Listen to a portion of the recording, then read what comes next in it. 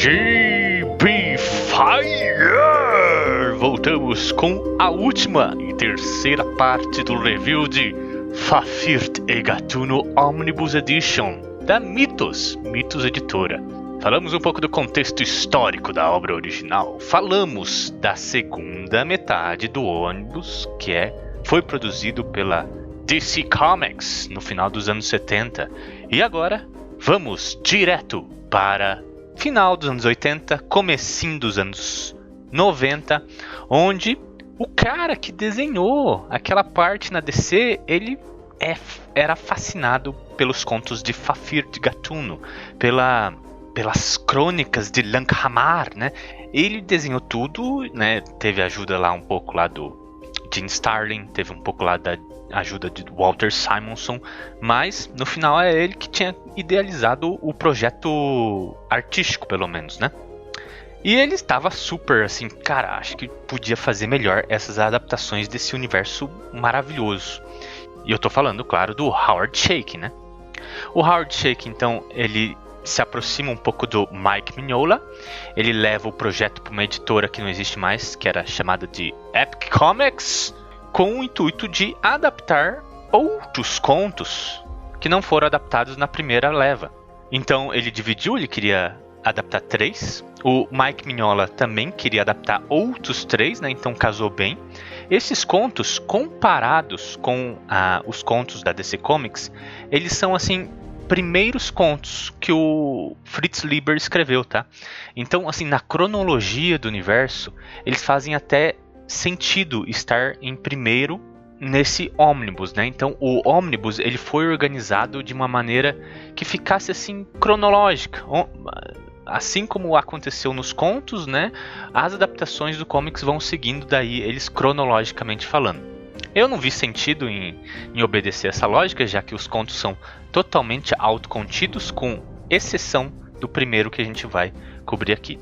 O resto são tudo standalone projects que você pode ler até fora de ordem, não vai fazer diferença nenhuma. E também a segunda parte não leva em conta fatos extremamente importantes para a vida dos dois personagens, para a vida de Fafhrd e Grey Mouser, né? Que eles ficam até remoendo ao longo das outras histórias, e a DC Comics não adaptou isso porque achou que era muito pesado. Já na Epic Comics, Mike Mignola e o Howard Chaykin ganharam carta branca para explorar os elementos de Dark Fantasy que o Fritz Leiber imprimiu nas suas histórias.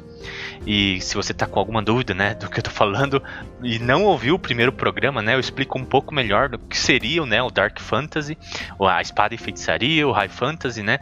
Então, sim, as obras de Fritz Leiber, elas têm um pezinho ali no Dark Fantasy, né? O Fritz Leiber estava no meio de toda essa muvuca fantasiosa ali dos anos 60 e ele tentou pôr um pouquinho de cada coisa ali na sua obra. Mas vamos lá com o primeiro conto, que seria Encontro em Lankhmar. Só também uma breve adendo, né? Essa primeira parte do Mike Mignola, ela já tinha sido publicada aqui no Brasil antes, num encadernado separado, num TPzinho ali da Devir. Então a Devir, né, a maior das suas qualidades, já tinha publicado essa melhor parte em uma partezinha separada. É bem simples de achar, tá? Se você só quer essa parte, então está disponível aí no mercado paralelo. Mas vamos lá. Encontro em Lankhmar. Cara, esse seria talvez o conto mais importante de toda a saga do Fafhrd Gatuno, tanto nos quadrinhos quanto nos contos. O conto começa com o Fafhrd e o Gatuno se encontrando pela primeira vez. Eles foram assaltar o mesmo cara e eles acabam meio que se gostando, tipo, falando, nossa, a gente tá com o mesmo objetivo aqui, meu irmão, que bacana, vamos virar brother. E eles se dão assim muito bem, muito rápido. É uma coisa bem legal também, que eles notam que tem um familiar junto com o cara que eles iam roubar, ou seja, era um animal enfeitiçado para acompanhar eles, né, para ser o stout ali deles, né, um batedor, e era um rato, né, e o rato some, muito importante esse detalhe. Então eles vão festejar, eles se conhecem, né, cada um tem uma namorada diferente. O Fafhrd, ele estava namorando uma moça que foi abusada num clã de prostíbulos. O Gatuno tinha uma moça que pertencia à realeza e se separou de toda essa realeza para ficar com o Gatuno. Então o Gatuno tinha que roubar muita coisa para garantir os luxos que essa semi-princesa que precisava, né? E ali eles partem numa jornada para invadir o clã dos ladrões de Lanhamar, porque a mulher do Fafhrd foi abusada justamente desses caras. Então eles têm que buscar uma certa vingança. Então eles se vestem de mendigos, entram nesse lugar, eles vão vendo as diferentes repartições ali do clã. Eles encontram o mago, que também estava ali, né, com um rato, falando com o rato, né? Ele fala, ó, vai lá lidar com isso. E depois eu não quero carne nos ossos, vá. Aí o ratinho vá, sabe? Então dá pra ver que aquele familiar de antes é controlado por esse mago. E daí acontece o pior, né? Os caras descobrem ele, eles têm que montar um escarcéu ali pra fugir, bate em todo mundo e sai muito vazado. O problema é que quando eles chegam de volta em suas casas, as mulheres foram brutalmente assassinadas. E eles têm que lutar com milhões de ratos. Ou seja, aquela visão que eles tiveram dentro do clã dos ladrões, do mago falando com o rato, era o mago falando assim, vá lá no esconderijo desses caras e matem todos. E os ratos foram lá e só encontraram as namoradas e acabaram por roer elas até a morte, até os ossos. E essa imagem está no gibi, minha gente. Talvez seja a imagem mais dark que o Mike Mignola já desenhou na sua vida. Nisso, né, eles saem de novo em disparada pro clã dos ladrões e invadem. Mas agora o Mike Mignola desenha eles de um feitio demoníaco, assim, porque eles estão realmente com sangue no olho. Eles foram a fim de vingança, mas não vingança de outra pessoa, a vingança de si próprio, né? Pelas suas namoradas recém-assassinadas. E metem o escarcéu, destroem tudo. Eles enfrentam o mago também. O mago tinha suas defesas, que era meio que aracnídeos, ser de teias negras, e eles conseguem num capricho ali de jogar uma adaga de prata na cabeça do cara e acabam por destruir todo o clã. O texto, minha gente, é muito bom também, porque até o Fafhrd fala assim, quando eles estão mais calmos, né? O Fafhrd fala assim, eu cheguei a matar crianças hoje à noite. E a gente viu que realmente tinha crianças sendo treinadas para serem ladrões nesse covil, né? E o Fafhrd fala, essa visão vai me assombrar para sempre. O Gatuno também concorda e meio que nesse luto eles falam, vamos deixar tudo para trás. E a última cena é eles fugindo ou indo embora de Lanhamar. Muito dark, muito gore. Para vocês verem que essa já bate assim com uma maior diferença entre os contos lá da DC, que estão na segunda metade desse encadernado, e para essa primeira metade, né? É um gore, é um dark fantasy muito acentuado. Esse conto ele foi publicado ali no final dos anos 60, começo dos anos 60, e foi muito premiado já na época, gente. Ali que esse conto foi assim o principal responsável pela ascensão das crônicas de Lanhamar, para a ascensão de Fafhrd Gatuno, cara. Isso aqui foi talvez o conto mais importante de toda a vida do Fritz Leiber e é o primeiro que a gente encontra nesse encadernado. Então muito foda. Depois o conto vai adaptar outro conto original que é o The Circle Curse, só que aqui ele está intitulado como A Maldição Circular. E é eles realmente saindo de Lanhamar, né? Indo embora. Ali nas trebarias da cidade eles encontram uma imagem toda encapuzada, tá? É importante, tá? Essa imagem encapuzada, mas eu acho que a gente fala dela depois. E essa imagem fala assim, ó, vocês vão voltar, não adianta, vocês não vão conseguir fugir do passado de vocês vão voltar, bababá. Cara, esse conto é muito bacana, tem até um mapinha porque eles vão dar um rolê pelo universo de Nihon, né? Esse mundo tem um nome de Nihon, alguma coisa assim. E tem até um mapinha aqui, porque eles vão começar a viajar por todo o canto. E esse conto é estilo Silmarillion, tipo, eles vão pra cá, eles fazem isso, tem essa desavença aqui. Acho que os pontos mais importantes da gente falar é que eles acabam na vila originária do Fafhrd. E, nossa, tem um comentário muito punk, assim, que o Gatuno fala, nossa, a tua mulher morreu e o teu filho também. Aí você fica, caralho, o cara tinha mulher, filho e vazou. E agora eles morreram, né? Tipo, porra. Tem umas coisas exóticas, né, que eles vão explorando pelo mapa. Também tem a cidade originária do Gatuno, que ali ele não lembra de nada. Tipo, ele não reconhece os lugares, as pessoas não reconhecem ele. Então fica meio que mistério, assim, como é que foi essa infância do Gatuno que nem ele tá entendendo direito, né? Lembrando, nos livros é um pouco mais explorado isso, porque o Gatuno tinha contatos com outros magos, ele era para ser um aprendiz de feiticeiro, então muito disso pode advir assim, de magia que deturpou as memórias ou até a realidade dele. E depois, numa caverna, eles encontram outra entidade, que também meio que fala assim, vocês não querem voltar pra Lankamar porque vocês estão com medo, né? E essa entidade é, tipo, toda enegrecida e parece que tem vários olhos, assim. Também outra entidade muito importante, mas depois a gente fala dela. E nisso, né, estamos com medo do caramba, né? Eles acabam voltando pra Lankamar e parece que tá tudo da mesma coisa. Depois vai ter o conto original The Howling Tower, né, adaptado para A Torre Uivante, onde é muito legal. Eles estão no deserto, eles começam a ouvir lobos, mas lobo algum aparece e uma entidade numa torre abduz eles, porque eles querem, essa entidade meio que se alimenta de outras pessoas e o Fafhrd até cai nesse feitiço. O Gatuno, para ir salvar o seu amigo, tem que beber tipo um veneno. Aí ele faz o mago beber o veneno junto com ele. Tanto o Gatuno quanto o mágico vão para essas terras etéreas. Tipo outra dimensão, uma terra dos sonhos. E lá sim estão os lobos. E os lobos já estão lutando contra o Fafhrd. E para sair de lá, eles têm que meio que fazer os lobos atacarem o mago, que o mata. Daí eles conseguem sair dessa dimensão e voltar para o mundo real. Depois tem O Preço do Alinhamento. O The Price of Pen and Easy, ele já foi meio que adaptado naquela parte da DC Comics, lá dos anos 70.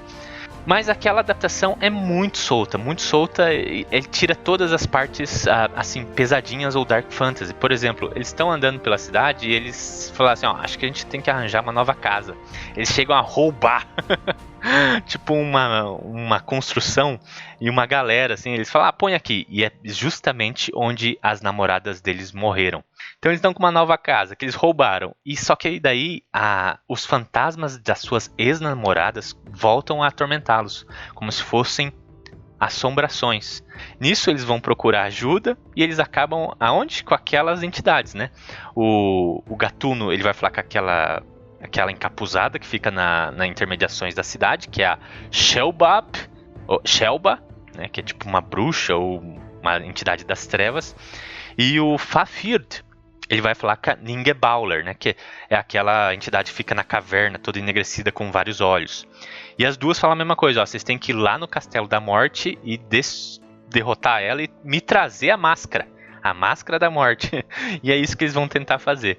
Eles chegam lá, tem a morte, assim, só que não dá muito certo, porque outro cara que queria vencer a morte também chega, e a morte tem que lidar com ele. Daí eles falam, isso aí não é pra gente. E eles saem vazados. Aí a conclusão que eles chegam é tipo dividir a máscara e entregar metade da máscara pra cada entidade. Eles falam assim, agora acho que a gente até consegue barganhar um pouquinho. E no final do conto eles até, mas será que a gente deu certo isso? Será que a gente consegue fugir das assombrações das nossas ex? E acaba o conto com eles, vamos testar. Daí chega em duas prostitutas ali. Olá, garotas, a gente tem que testar uma parada aqui. E pra finalizar, temos o Bazar Bizarro, que é um mercador que chega vendendo coisas e essas coisas vão meio que iludindo as pessoas. Tem até a Shelba e a Ningelbaubler, eles vêm para esse conto, né, e tem um texto muito gigante assim descrevendo como esse cara ilude as pessoas com seus produtos fantasiosos. Você pode até tirar uma crítica ao capitalismo ou uma crítica ao consumismo nesse conto, tá? Se você quiser saber mais, leia todo o texto ali, é poético e tal, mas no fim tem essa crítica um pouco aprofundada no texto do Fritz Leiber. E depois volta pro Dark Fantasy, né? Porque o Fafhrd, ele tem que vestir uma capa da invisibilidade e amarrar uma venda nos olhos que mostra, né, a verdade. Então ele entra lá na loja, ele vê que todos os produtos estão podres. As meninas que estão na gaiola seduzindo o gatuno são todas aranhas prontas para matar ele e se alimentar do gatuno. Então é muito máscara que o Fafhrd ele veste esses itens mágicos para salvar o seu amigo e acabar com essa loja dos horrores. E depois temos Tempos Difíceis em Lankhmar, que é, né, a adaptação do Link Times em Lankhmar, que é quando os dois brigam entre si. Eles falam, agora não quero mais você. E tem um time-lapse, gente. Tem assim um time skip nesse conto, onde eles vão seguir caminhos separados depois. O Fafhrd, ele vai entrar tipo para uma religião, tipo tem um pastor no meio da praça. Ele vira tipo o cara desse pastor, ele vira um pagão, um cara que prega ali na praça para todo mundo, e ele se veste com roupas de acólito desse deus aí de Lankhmar, e dá muito certo. Muitas pessoas vêm ouvir as palavras de Fafhrd. Já o gatuno, ele foi ser um gangster, ele meio que se envolve com o subcrime ali de Lankhmar, e como ele é meio chefinho dos gangsters, ele fica até pansudinho. Ele para de ser o gatuno, né? Ele vira um pansudinho, tipo, dando ordens para capangas.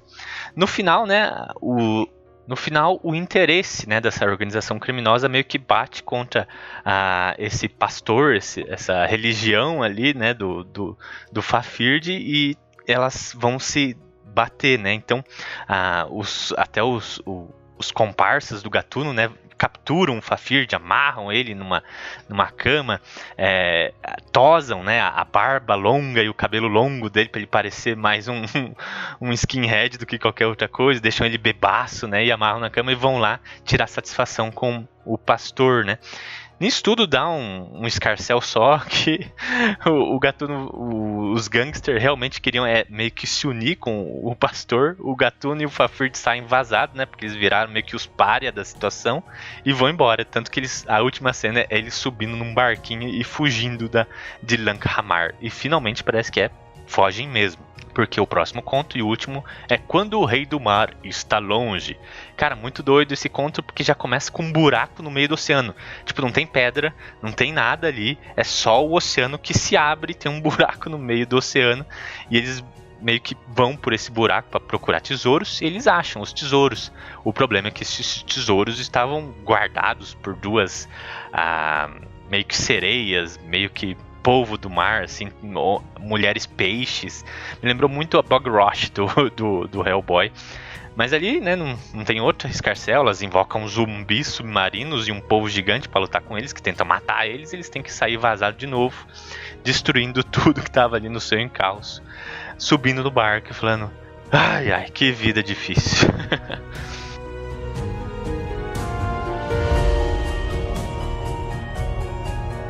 E cara, e foi isso. Foi essas adaptações que tiveram, feitas pelo Howard Chaykin e Mike Mignola. Todas elas com um teor de high fantasy, assim, né? Uma fantasia, um high magic muito acentuado. Temas pesados como assassinato, prostituição, uma certa libertinagem, né, dos dois, porque toda hora os caras querem uma rabo de saia, né? Toda hora os caras querem uma paixão pra ter um amorzinho gostoso no final.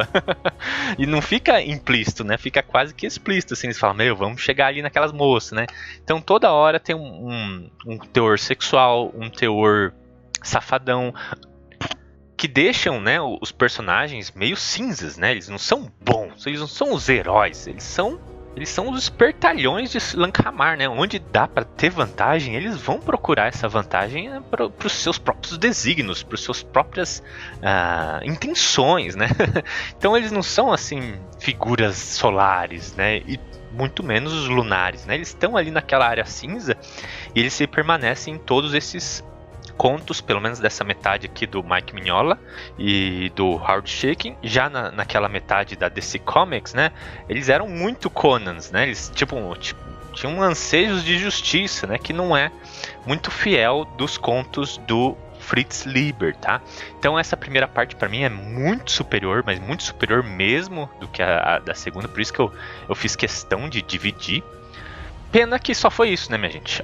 As crônicas de Lankhmar, elas são bem extensas, tem várias delas, eu acho que tem mais que Conan. E elas tiveram um fim. É muito raro, né, ter um fim, essas obras muito avantajadas. Eu acho que é um fim bem bacana, né? Se vocês querem saber mesmo, né, se vocês não têm intenção de ler, eu até falo aqui, foi um final meio que também cinza, também melancólico. É os dois vivos, velhos, relembrando de todas as suas aventuras. Eles têm até uma reflexão se valeu a pena ter vivido do jeito que eles viveram nesse mundo de fantasia, dark fantasy, espada e feitiçaria, do jeito que eles viveram. Então é um fim muito maduro. É uma obra muito madura, pelo menos em seu final. Antes disso é putaria, é só loucura, né? Mas enfim, obrigado, minha gente, por ter participado aí dessa empreitada, dessa publicação que eu gosto muito, né? Eu adorei ter a versão português da Mitos. Eu já tinha, né, importado, eu acho que eu já até falei no primeiro programa, eu tinha importado a versão gringa, né? Eu tenho ela aqui, tem algumas diferenças só, tipo a capa é meio que aquela camurça meio fofinha, mas fora isso é bem igual. Gostei muito melhor de ter lido na minha língua mãe, né? O inglês, ele passa um pouco, ele me perde um pouco, principalmente com essa linguagem arcaica, né, que eles tentam passar na espada e feitiçaria das antigas, né? Tipo, ai meu Deus, vosmecê se veste com as cortinas de sua mãe, né? Então no inglês eu às vezes me perco com esse linguajar, e no português foi muito melhor de ler. Então obrigado, Mitos, novamente. Vocês ficaram aí, obrigado também. O que vocês têm a me dizer sobre as Crônicas de Lankhmar? Por favor, não deixe de comentar, curtir, compartilhar. Me xinga aí também. Pode compartilhar e me xingar, que eu falei com muita merda também, não tem problema. Mas o importante é a gente interagir aí, gente. Até a próxima e paz!